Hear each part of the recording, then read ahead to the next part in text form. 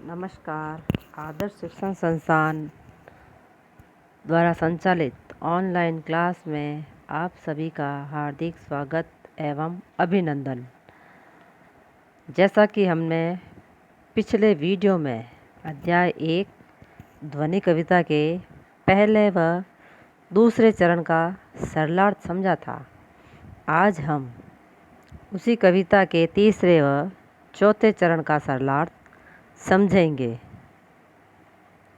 कवि सूर्यकांत त्रिपाठी निराला ने अपने कविता में अपने जीवन का प्रकृति के साथ मानवीकरण करते हुए अपने जीवन को उपवन तथा युवावस्था को वसंत ऋतु के समान बताया है, जिसमें डालियों और कलियों को अपनी नवीन कल्पनाएं और विचारों के समान कहा है। कवि अपनी कोमल भावना रूपी हाथों से निंद्रित कलियों अर्थात निराश युवाओं को जागृत करना चाहता है और उन्हें कर्मशील बनने की प्रेरणा भी देना चाहता है। तो कवि के इसी भाव को आगे बढ़ाते हुए आज हम तीसरे व चौथे चरण का अध्ययन करेंगे। कवि क्या कह रहे हैं? पुष्प पुष्प से तंद्रालस लालसा खींच लूँगा मैं, अपने नव जीवन का अमृत सहर्ष सींच दूँगा मैं, द्वार दिखा दूँगा फिर उनको, है मेरे वे जहाँ अनंत, अभी न होगा मेरा अंत। तंद्रालस का अर्थ होता है नींद के कारण होने वाला आलस्य। लालसा का अर्थ होता है इच्छा।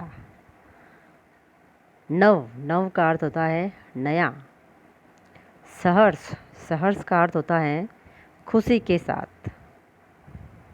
जहान का अर्थ होगा यहाँ पर संसार, विश्व। और अनंत का अर्थ होता है जिसका कोई अंत न हो। तो प्रस्तुत कविता में कवि सूर्यकांत त्रिपाठी निराला क्या कह रहे हैं कि मैं एक एक फूल से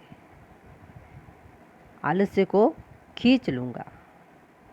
कवि कह रहा है पुष्प पुष्प से तंद्रालस लालसा खींच लूँगा मैं, अर्थात मैं एक एक फूल से जो आलस्य का भाव है उसको हमेशा के लिए खींच लूँगा।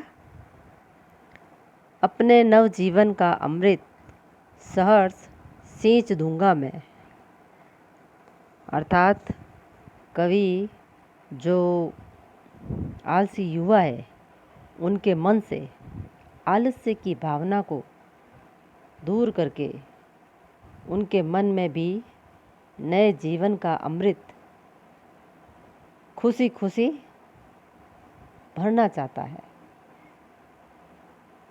युवाओं के मन में अपने नवीन जीवन का जो अमृत है, यहाँ पर जीवन का अमृत से आशय है नवीन उत्साह, जोश का भाव, जो कि कवि युवाओं में भरना चाहता है।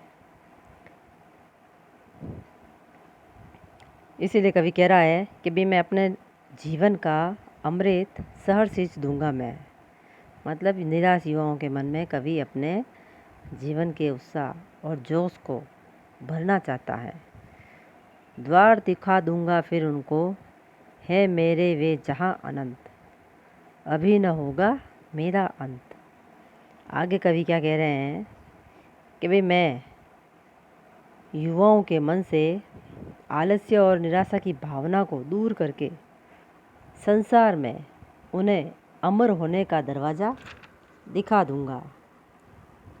जिस तरह वसंत नव जीवन का संचार करता है, उसी तरह कवि भी जो निराश युवा है उनको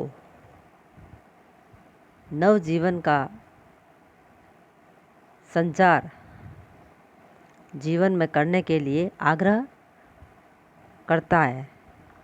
कवि कहता है कि उसके जीवन में अभी वसंत आया है और उसका अंत अभी नहीं होने वाला है।